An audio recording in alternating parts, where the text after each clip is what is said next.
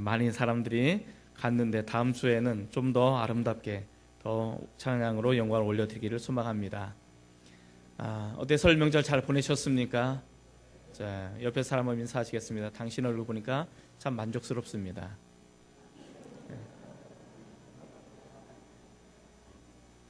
네, 설 명절 때 많은 사람들이 가기도 하고 오기도 했는데 그래도 가족들 보니까 참 좋죠.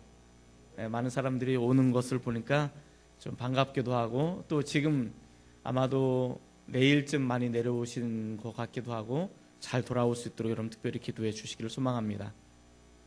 우리가 마가복음을 시작한 지 근 2년 가까이 되었습니다. 주일날 마가복음 강해를 2년 동안 하면서 저의 개인적으로는 참으로 많은 것들을 깨닫게 되었고 또 하나님의 은혜를 많이 받았던 것 같습니다. 물론 듣는 여러분들은 어땠는지 제가 잘 모르겠습니다만은 저는 이 부분을 묵상하면서 또 진행해 나가면서 하나님의 섭리와 또 하나님의 계획하심과 하나님의 은혜가 어떤 것인지를 많이 좀 풍성하게 누렸던 것 같다는 생각이 들어집니다. 그리고 드디어 마지막 오늘 마가복음을 마감하게 되어지는데 마가복음 에필로그 마지막 부분을 통해서 우리에게 주시는 영적인 교훈 3가지를 지난주에는 2가지를 살펴봤고 오늘 마지막 1가지를 살펴보게 될 것입니다. 이 마지막 장면을 통해서 우리에게 주시는 영적 교훈 첫 번째는 여전히 믿지 못하는 사람들이 있었다라는 것을 배웠죠. 여전히 예수님이 부활하셨음에도 불구하고 예수님이 다시 살아나셨습니다라는 이 소식을 들었음에도 불구하고 그 이야기를 믿지 않는 사람들, 왜 그들은 예수님의 부활하심을 믿지 않게 되었을까? 첫 번째로 예수님의 부재를 설명드렸습니다. 예수님이 그들 가운데 계시지 않기 때문에 예수님이 다시 살아나셨다는 것을 믿을 수가 없는 것이었습니다. 두 번째는 그들이 가지고 있는 너무 많은 극한의 아픔과 고통이 있다면 그 아픔과 고통, 때로는 슬픔 때문에 예수님이 보이지 않기 때문에 믿을 수가 없게 되는 것이죠. 우리가 신앙생활하면서 가만히 생각해 보면 이들은 예수님을 사랑했던 사람들이었고 누구보다도 지금도 여전히 예수님을 만나기를 소망하는 그런 사람들이었습니다. 예수님을 사랑했고 여전히 예수님을 사랑하고 있고 예수님을 여전히 그리워하고 있고 예수님을 만나기를 간절히 원하는 이 사람들이 그렇게 예수님을 믿을 수 없는, 예수님이 살아나셨음을 믿을 수 없는 그 예수님의 부재와 슬픔이 있었기 때문에 이들은 예수님을 거절할 수밖에 없었던 거죠. 오늘 여러분들이 예수님을 사랑했기 때문에 이 자리에 나온 줄 압니다. 예수님을 믿었기 때문에 오늘 우리가 드려지는 이 예배 가운데 우리가 참여한 줄 압니다. 그런데 한번 생각해 보시기 바랍니다. 때로는 정말 미치도록 우리 주님을 만나고 싶을 때가 있어요. 정말 미치도록 우리 주님과 함께 밤낮으로 함께 하고 싶은 그 순간이 아마 우리에게도 있지 않을까. 지금도 여전히 주님의 사랑이 그립고 주님의 은혜가 그립고 주님이 내 안에 계시지 않는 것처럼 느껴지는 그 갈등과 번민과 어려움들이 찾아오는 사람들이 종종 있게 되는 것이죠. 난 여전히 주님을 사랑하고는 있지만, 난 여전히 주님을 그리워하고는 있지만 우리가 살면서 당하는 여러 가지 아픔과 슬픔 때문에 그 슬픔과 고통이 너무 커서 우리 주님이 보이지 않기 때문에 주님으로부터 오는 위로를 받지 못하는 그런 사람들, 믿음은 있지만 이 믿음 안에서 여전히 그래서 불신앙적인 요소를 가지고 있을 수밖에 없는 사람들의 모습을 우리가 살펴보았습니다. 두 번째, 우리가 살펴봤던 영적인 교훈은 이러한 자들을 우리에게 다가오시는, 우리를 만나주시는 주님이 있음을 살펴보았습니다. 분명한 것은 이 제자들도 또한 저와 여러분도 우리 주님의 부재로 인해서 드는 슬픔 때문에 우리가 하나님 앞에 나갈 수 없다는 그런 엄연한 사실을 우리는 깨닫게 되었습니다. 내가 영적 목마름이 있어도 이 영적 목마름을 해결하기 위해서 내가 하나님 앞에 나가야 되는데 나갈 수 없는, 무력하고 연약할 수밖에 없는 우리의 모습들, 이 모습을 살펴보았습니다. 그렇기 때문에 우리가 나갈 수 없기 때문에 그분이 오셔야만이 우리 주님을 만날 수 있는 그거. 그래서 우리 주님께서 극한의 고통과 아픔 속에, 슬픔 속에 놓여져 있는 예수님의 무덤간을 떠날 수 없는 그 막달라 마리아에게 찾아오시고 다가오셨던 것입니다. 예수님의 죽으심을 목격하고 그 예수님께 모든 기대를 걸었던 이 제자들, 이 두 명의 제자, 엠마오로 내려간 이 두 제자는 슬픔과 좌절을 가슴에 끌어안고 고향으로 터벅터벅 내려갈 수밖에 없었습니다. 이들은 도무지 하나님 앞에 나갈 용기도 또 나갈 믿음도 없었던 거죠. 그래서 이 고향으로 내려가는 이 두 명의 제자에게 우리 주님께서 찾아와 주셔서 만나 주셨던 것입니다. 나머지 제자들은 어떻습니까? 모든 것이 두렵고 무서워서 모든 문들의 빗장을 걸어 잠근 채 한 곳에 모여서 벌벌 떨고 있는 이 공포에 젖어 있는 이 나머지 제자들에게 우리 주님께서 찾아오셔서 그들을 만나 주셔야만 했던 것입니다. 정말 중요한 것은 우리 주님이 나를 먼저 찾아오실 때, 나를 먼저 만나 주실 때 우리는 주님을 만날 수 있다는 것을 이야기해 주고 있는 것이죠. 에베소서 2장 8, 9절 우리가 잘 아는 말씀입니다. 너희가 그 은혜를 인하여 믿음으로 말미암아 구원을 얻어나니 이것이 너희에게서 난 것이 아니요 하나님의 선물이다라고 말씀을 하고 있죠. 너희가 그 은혜라는 것은 무엇입니까? 우리 주님께서 아무런 값없이 부어주시는 한가할 수 없는 은혜인 것입니다. 나에게 일방적으로 부어주시는 그 은혜인 것이죠. 이 은혜로 말미암아 우리 안에 감동이 생기기 시작하는 것이죠. 내가 예수님을 믿어야 되겠다는 감동이 생기어지고 이 은혜가 내게 임하게 되어질 때 내가 주님 앞에 푸복한 마음으로 나가야 되겠다는 결단도 내 안에 생겨지게 되어지는 것이죠. 우리 주님이 먼저 나에게 찾아오셔서 은혜를 부어주시고 우리 주님이 먼저 나에게 찾아오셔서 나를 만나 주실 때 우리는 비로소 주님을 만날 수 있고 주님 앞에 나갈 수 있게 되어지는 것입니다. 이렇게 나에게 다가오시는 모습들을 살펴보았습니다. 이 마지막 장면을 통해서 우리에게 주시는 영적 교훈 세 번째, 마지막은 무엇일까?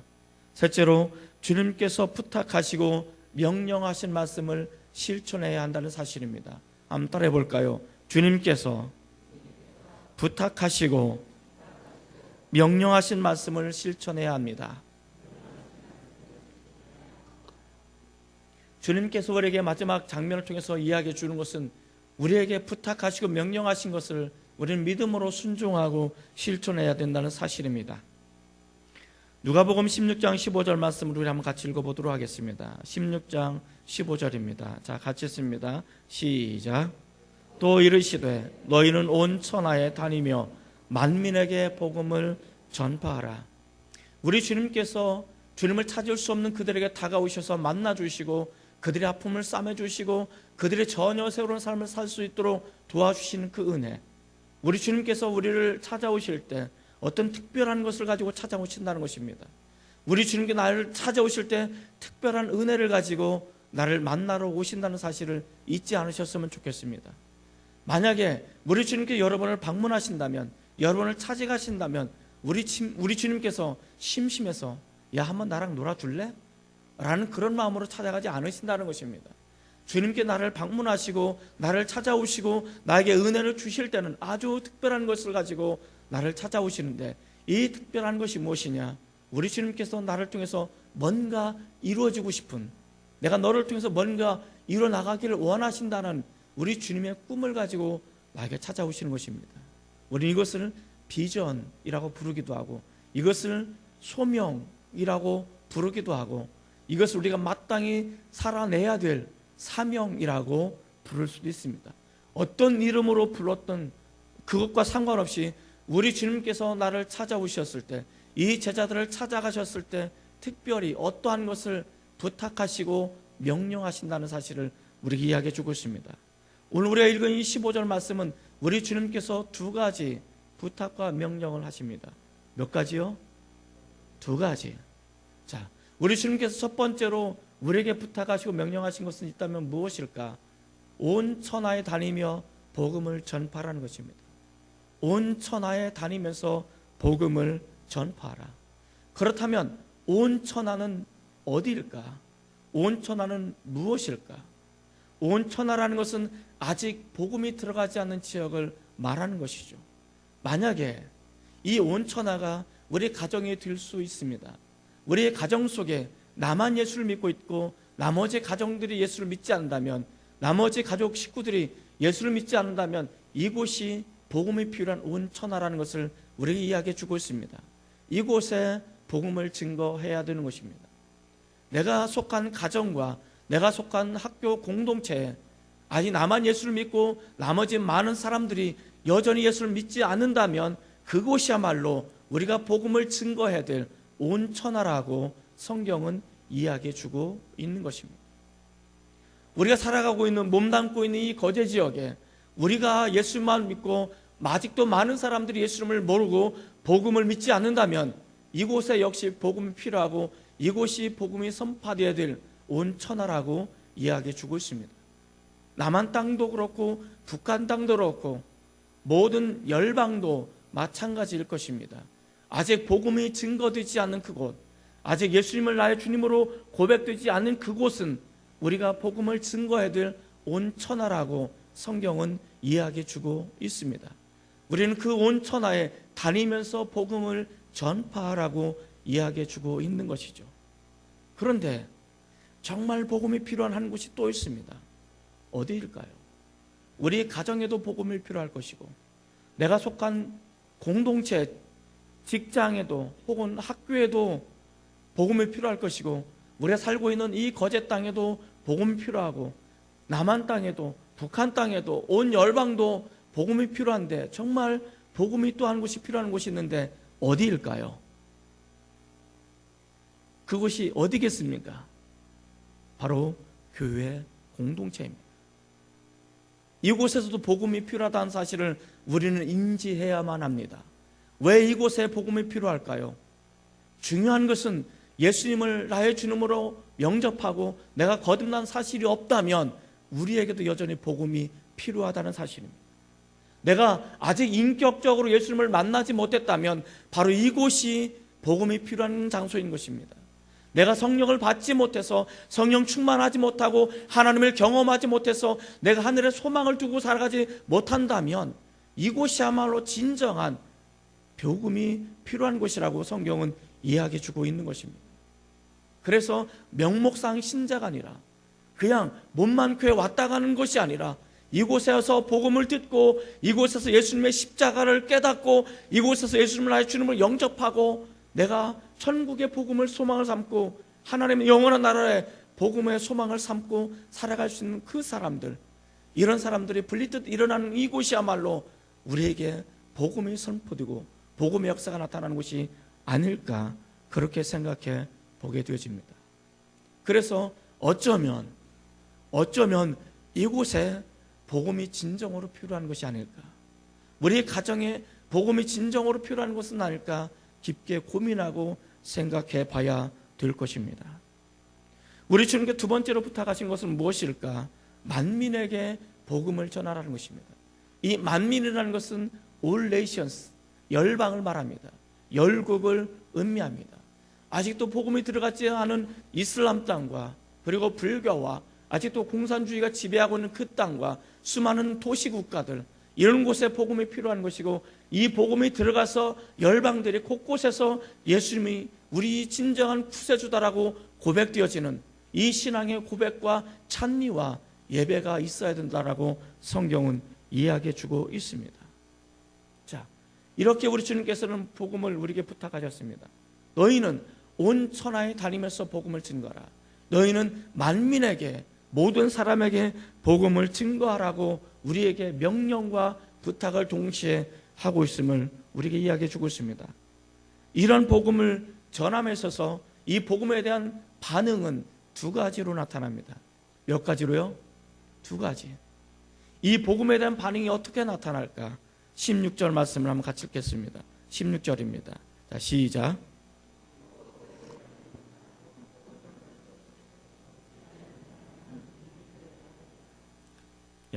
믿고 세례를 받는 사람은 구원을 얻을 것이요 믿지 않은 사람은 정죄를 받으리라. 이 복음이 증거되는 곳은 딱 두 가지로 증거가 됩니다. 첫 번째는 믿는 사람들입니다. 복음을 받아들이는 사람들입니다. 내가 복음을 받아들이고 예수님 나를 위해서 죽으셨다는 것을 내가 믿고 거듭나는 사람들, 복음을 믿는 사람들, 그래서 내가 하나님의 자녀가 되고 영원한 천국을 소망하는 사람들이 있게 되는 것입니다. 이 사람들에게는 많은 사람들이 환영을 하게 됩니다. 복음을 전한 사람들을 환영하고 환대하는 그런 일들이 일어나게 될 것입니다. 그런데 두 번째로 우리가 나타나는 반응은 복음을 믿지 않는 사람들입니다. 성경은 뭐라고 말하냐면 복음을 믿지 않는 사람들은 정죄를 받을 거다라는 것입니다. 정죄라는 것은 심판을 의미하는 것입니다. 그 사람은 영원한 지옥에 들어가서 영원한 불목 가운데 영원한 고통을 받게 될 거라고 이야기해 주고 있습니다. 우리가 복음을 증거하게 되었을 때 이런 사건이 나타나는 것입니다. 많은 사람들은 내가 살면 잘 살면 복음이 저절로 증거가 되어지겠지, 내가 성공적인 삶을 살면 이 나로 인해서 복음의 증거가 되어질 수 있겠지, 물론 그것으로 복음의 증거가 되어질 수 있습니다. 그러나 정말 중요한 하나의 원칙이 있다면 그것은 내 입술을 열어서 당신은 예수님이 필요합니다, 당신도 예수님이 필요한데 당신이 예수님을 믿어야만이 진정한 구원을 받습니다라고 누군가에게 내가 복음을 소개하고 예수님을 믿으라고 이야기해 주지 않고서는 그 어느 누구도 주님 앞에 돌아올 수 없다는 사실입니다. 정말 중요한 것은 우리가 온 천하에 다니면서 복음을 전파하는데 예수를 믿으라고, 당신도 예수가 필요하다고, 당신이야말로 예수 믿고 구원 받아야 되는 대상이라고 우리가 누군가에게 예수 믿으라고 전파해야 된다는 사실입니다. 우리가 입술을 벌여서 전파하지 않으면 그 누구도 예수님을 나의 주님으로 영접할 수 없다는 사실입니다. 내 삶이 아무리 고귀한다 할지라도 내가 입술을 열지 않으면 안 되는 것입니다. 내가 개떡 같은 삶을 살고 내가 여전히 부족한 삶을 산다 할지라도 그럼에도 불구하고 내가 그것과 상관없이 누군가에게 당신도 예수를 믿어야 된다라고 말한다면 그렇게 말할 수 있죠. 너나 똑바로 믿어 라고 말할 수 있을지도 모릅니다. 그러나 어느 한 사람은, 누군가는 그 이야기를 듣고 내가 어떻게 하면 예수를 믿을 수 있겠느냐라고 그렇게 이야기할 수도 있다는 사실을 성경은 이야기해 주고 있는 것입니다. 내가 완벽해서가 아닙니다. 내가 거룩한 성인이라 그런 것이 아니고 이 복음 자체가 능력이 있기 때문에 그렇습니다. 이 예수님 이름 자체가 능력이 있기 때문에 내가 입술을 열어서 누군가에게 복음을 증거하면 그런 역사가 일어날 수 있다는 사실을 이야기해 주고 있습니다. 그런데 생각해 보면 많은 사람들이 복음 전도 훈련을 받고 나가게 되는 거죠. 사역리를 가지고 나가기도 하고 쭉 복음을 가지고 나가기도 합니다. 근데 막상 거리로 노방전도를 나가면 많은 사람들이 이제 오가죠. 많은 사람들이 왔다 갔다 하는데 내가 어떤 사람에게 복음을 전해야 잘 받아들일 수 있을까? 그때부터 뭐를 하냐면 관상을 보기 시작합니다. 관상. 내가 이 복음을 전하면 어떻게, 이제 많은 사람들이 인식을 그렇게 한 거예요. 우락부락하게 생기고 좀 겁나게 생기고, 그러면 당신도 예수를 믿어야 됩니다라고 말하면 뭐 한막 줘박을 것 같고, 이런 사람들에게는 잘 얘기를 안 해요. 무서우니까. 근데 어떤 사람들, 만만해 보이는 사람들, 얌전해 보이는 사람들, 내가 복음을 전해도 인격적으로 거절할 수 있는 사람들, 그래서 내가 인격적으로 모멸감을 덜 당할 그런 사람들을 찾게 되는 것이죠. 자, 찾지 마세요. 그 전도하러 나가면 뭐라고 말하냐면 첫 번째 만나는 사람이 당신의 영혼의 모습입니다, 이렇게 말합니다. 그래서 어떻게 해요? 첫 번째 그런 사람들이 만날까 봐 연락에 기도하고 나가죠. 열심히 기도하고 나가는 이유가 이제 그런 거죠. 그런데 마치 내가 이 사람에게 기대하잖아. 저 사람 너무 무락부락하게 생겼고 무섭게 생겼고 예수 안 믿을 것 같고 한번 줘박을 것 같고, 그리고 전하지 않을 수는 없으니까 당신 예수 믿을래요? 라고 말하면 그게 뭔데요? 라고 의의로 이렇게 받아들이고 정말 나중에 눈물을 흘리면서 예수를 영접하는 그런 사람들이 종종 있습니다. 그런데 만만해 보이고 좀 곱상하게 보이고 이런 인간들이 더 안 믿어요. 더 뺀질거리고 더 마음을 휘집어 놓고 막 그래요. 자, 중요한 것은 그 얼굴에 관상을 보지 마시고 하나님의 마음을 품고 누군가에게 전달하면 그렇게 되어집니다. 자, 그런데 예수를 믿으면 내가 환대를 받을 수 있습니다. 환영을 받을 수 있습니다. 이런 놀라운 축복과 열매를, 이 구원의 기쁜 소식을 나에게 전해주셔서 정말로 감사합니다. 그러나 이 복음을 받아들이지 않는다면 우리는 결코 환대를 받지 못합니다. 이 복음을 받아들이지 않으면 온건하게 이것을 반대할 수도 있습니다. 그러나 극렬하게 이 복음을 반대하는 무리들도 생겨나게 될 것입니다. 그래서 복음을 전한 사람을 고발하기도 하고, 복음을 전한 사람들을 감옥에 가두기도 하고, 복음을 전한 사람들의 테러를 가하기도 하고, 린치를 가하기도 하고, 심지어 복음을 증거하는 그 사람들을 죽이기까지 합니다. 성경은 그렇게 이야기해 주고 있습니다. 지금도 복음을 증거하다가 그 있는 삶의 터전으로부터 쫓겨남을 당하기도 하고, 지금도 복음을 증거하다가 직장에서 쫓겨나가기도 하고, 지금도 복음을 증거하다가 감옥에 갇히고 테러를 당하기도 하고 린치를 당하기도 하고 남몰래 죽음을 당하기도 하고 있습니다. 지금 이 순간에도 복음을 증거하다가 그렇게 반대의 벽에 부딪히는 사실을 우리에게 보여주고 있습니다. 그렇다면 우리 주님께서 복음을 증거하실 때 이런 반대가 있을 거라고 예상하지 못했을까? 복음을 증거할 때 그 반대자들이 핍박을 가하거나 그 반대하는 사람들이 우리에게 불이익을 가져다 준다는 사실을 우리 주님께서 모르셨을까? 내가 학교에서 많은 친구들에게 복음을 증거한다면 내가 왕따를 당한다는 것을 우리 주님이 모르셨을까?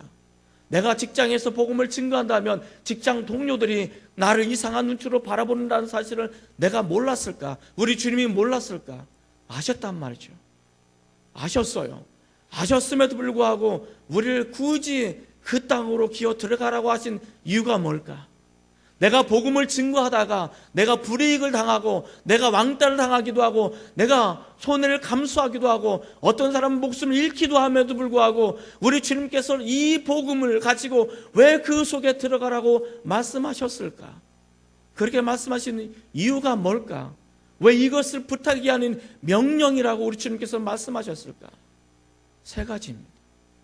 요한복음 16장 33절은 이렇게 말하고 있습니다. 한번 방송지를 띄워주시기 바랍니다.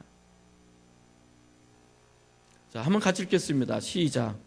이것을 너에게 이르는 것은 너희로 내 인편 안에서 평안을 누리게 하려 함이라. 세상에서는 너희가 환난을 당하나 담대하라. 내가 세상을 이기었노라. 우리가 세상에 복음을 들고 나간다면 세상이 우리를 반대할 것을 우리 주님께서 아셨습니다. 너희가 이 복음을 들고 그리스도의 십자가를 짊어지고 너희가 세상에 나간다면 너희가 세상에서 환난을 당할 것이고 고난을 당할 것이라고 우리 주님께서는 아셨습니다.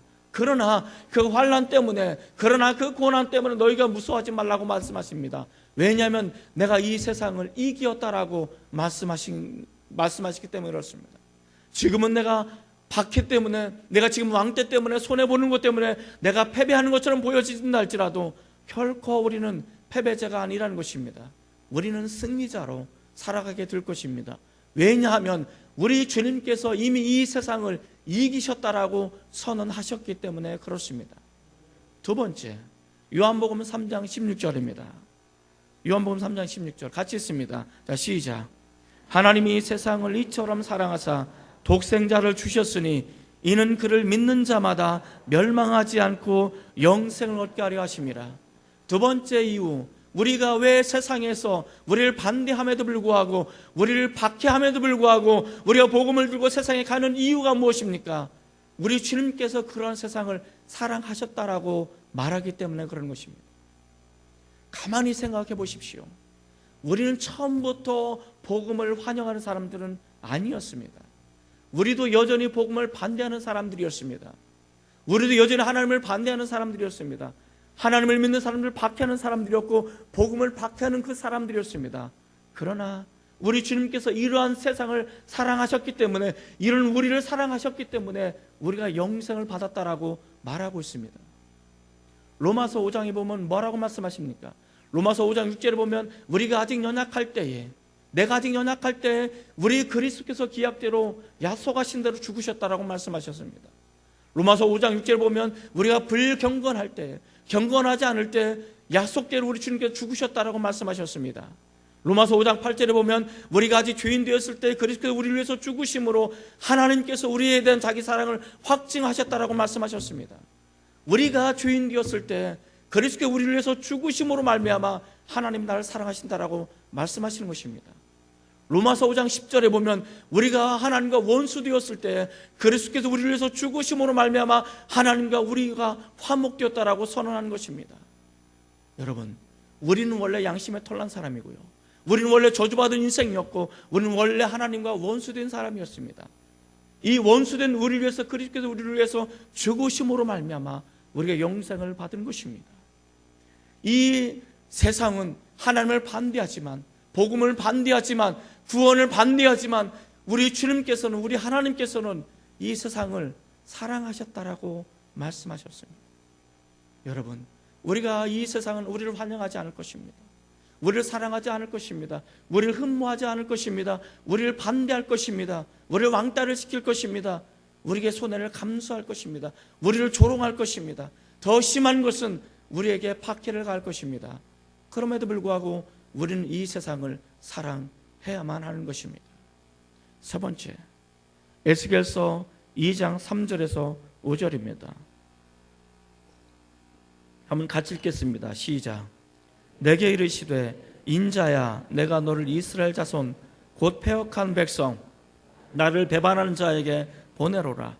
그들과 그 조상들이 내게 범죄하여 오늘까지 이르렀나니 이 자손은 얼굴이 뻔뻔하고 마음이 굳은 자니라. 내가 너를 그들에게 보내노니 너는 그들에게 이르기를 주 여호와의 말씀이 이러하시다 하라. 그들은 패역한 족속이라. 그들이 듣든지 아니 듣든지 그들 가운데 선지자가 있음을 알지니라.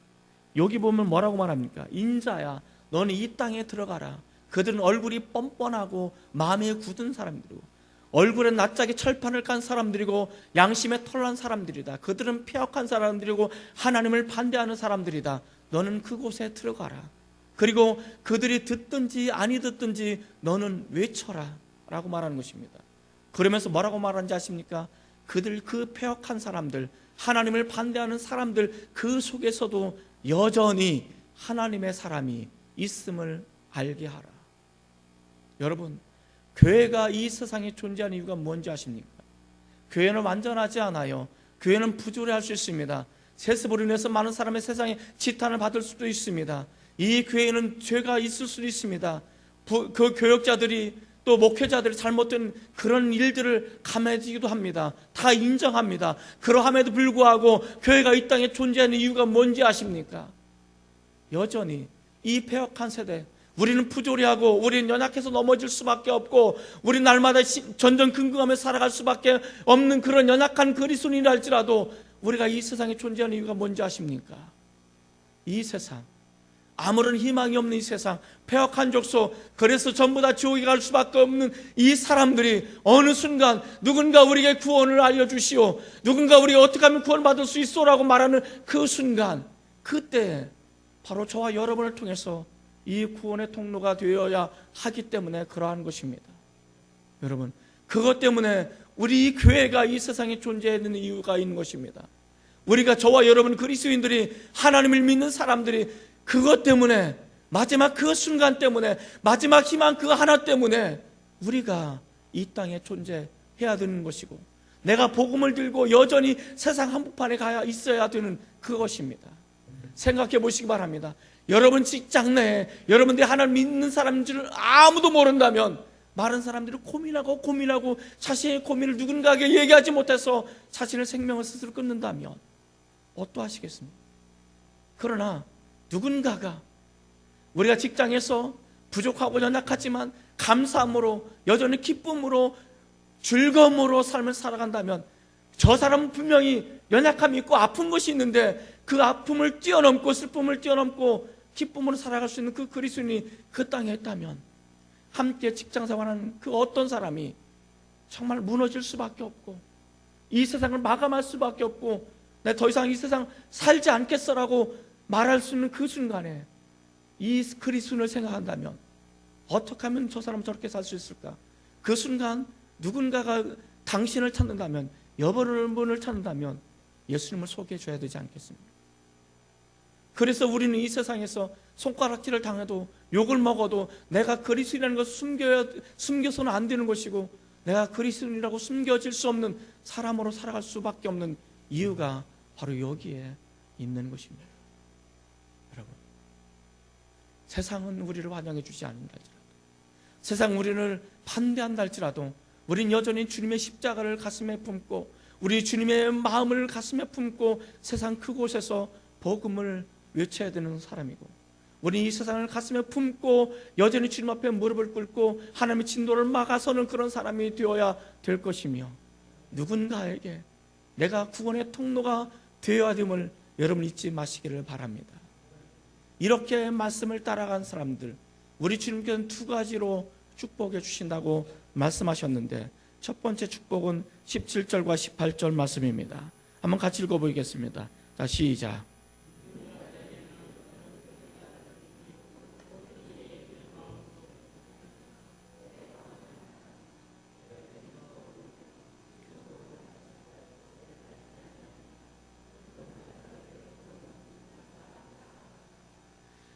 우리 주님께서 부탁하신 이 말씀을 품고, 우리 주님을 만난 사람, 주님의 마음을 가슴에 품고, 우리 주님의 십자가를 가슴에 품고 이 세상에 나간다면, 말씀을 따라 믿음에 따라 순종한다면 이런 놀라운 5가지 성령의 역사가 일어날 거라고 말씀하십니다. 예수님의 이름으로 귀신이 쫓겨나게 될 것입니다. 새 방언을 말하게 될 것입니다. 뱀을 집어 올리게 될 것이고, 무슨 독을 마실지라도 해를 받지 않게 된다고 말씀하셨습니다. 병든 자에게 손을 얹은 나음을 입으리라고 여전히 말씀하고 있습니다. 사도행전이 그러했고, 오순절 성령이 임할 때 새 방언이 맺고 귀신을 쫓겨나게 되었고, 또 많은 사람들이 병을 고침받게 되었고, 뱀을 집어 올릴 때 독사에 물려도 죽지 않고 오히려 그 뱀을 불에 던져줄 수 있는 그러한 사도들이 있음을 우리에게 이야기해 주고 있습니다. 복음에 따라서, 말씀에 따라서 그렇게 나갈 때 복음이 그렇게 확증되어짐을 우리에게 이야기해 주고 있죠. 그런데 오늘날 이 5가지의 기적과 역사가 잘 나타나지 않아요. 왜 나타나지 않을까요? 나타나지 않는 이유가 뭘까요? 믿음이 없어서, 순종하지 않아서, 물론 그럴 수도 있습니다. 그러나 이 기적이 일어나지 않아도 더 이상 복음이 우리에게 어떻게 다가오는지를 알기 때문에 그렇습니다.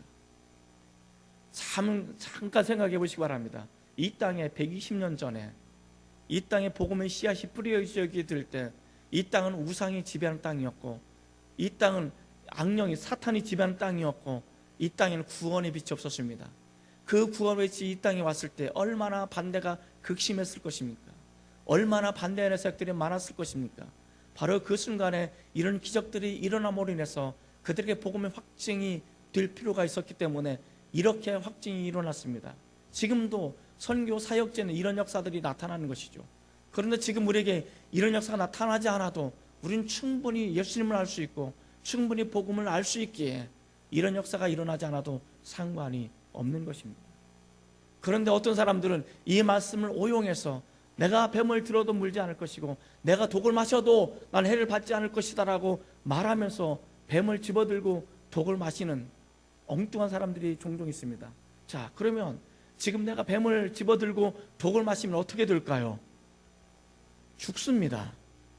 바로 죽어요. 제가 장담합니다. 죽습니다. 왜 죽습니까? 하나님을 시험하기 때문에 그렇습니다. 그건 하나님을 시험하는 것입니다. 자, 정말 중요한 것은 우리가 믿고 따르는 순종함이 일어날 때 이와 같은 기적이 일어나지 않을지라도 필요하다면 지금도 여전히 우리 상황 가운데 이런 기적이 일어날 것을 저는 믿습니다. 또 다른 기적들이 일어날 걸 믿습니다. 이것이 하나님께서 우리에게 주신 첫 번째 특권이고, 두 번째 특권은 19절과 20절 말씀입니다. 한번 같이 읽어보겠습니다. 자, 시작.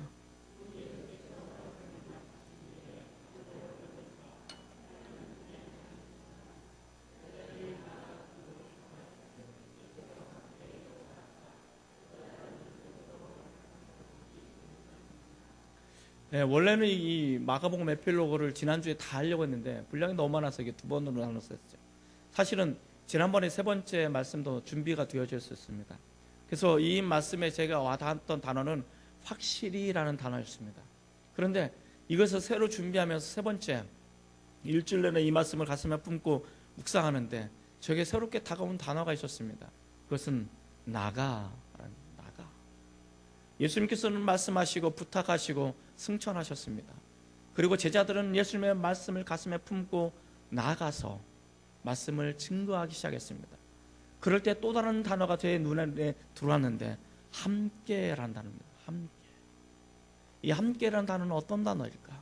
우리 주님께서 분명히 하나님 보좌 우편에 계신다고 말씀하셨는데 믿고 순종하는 자들에게는 함께 하겠다라고 말씀하셨습니다. 그리고 함께 역사하신다라는 표현이 등장합니다. 함께 역사하신다. 우리 주님께서는 하늘 보좌에 앉아 계실 수가 없었던 것입니다. 그분은 성령으로 우리와 함께 계시는 것입니다. 내가 믿고 순종하게 되어질 때 순종하는 우리에게 우리 주님께서는 함께 하셔서 역사를 함께 이루어 나간다는 사실입니다. 이 말은 어떤 의미일까? 이것은 이렇습니다. 우리 주님께서 혼자 이렇게 역사를 나타내는 것이 아니고 우리 주님께서는 반드시 나를 통해서 역사를 하신다는 것입니다. 우리 주님께서는 반드시 나를 통해서 기적을 일으키신다는 것입니다. 여기서 나는 누구입니까? 나는 말씀을 따라 순종하는 사람입니다.